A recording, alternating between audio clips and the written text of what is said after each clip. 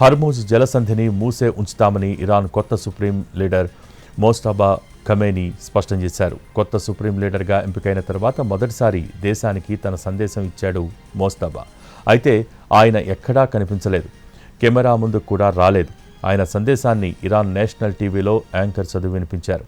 పశ్చిమాసియాలో తమ పొరుగు దేశాల్లో అమెరికా సైనిక స్థావరాలు యాక్టివ్గా ఉంటే దాడులు కొనసాగిస్తామని మోజ్తబా స్పష్టం చేశారు.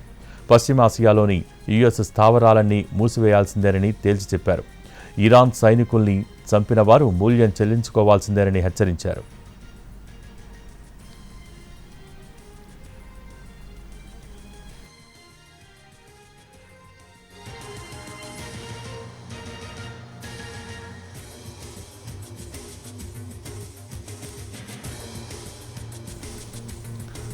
శత్రువుల నుంచి నష్టపరిహారం వసూలు చేస్తామన్నారు. పొరుగు దేశాలతో సహకారం ఉండాలన్న తమ పాలసీ కొనసాగుతుందని మోజ్తబా చెప్పారు.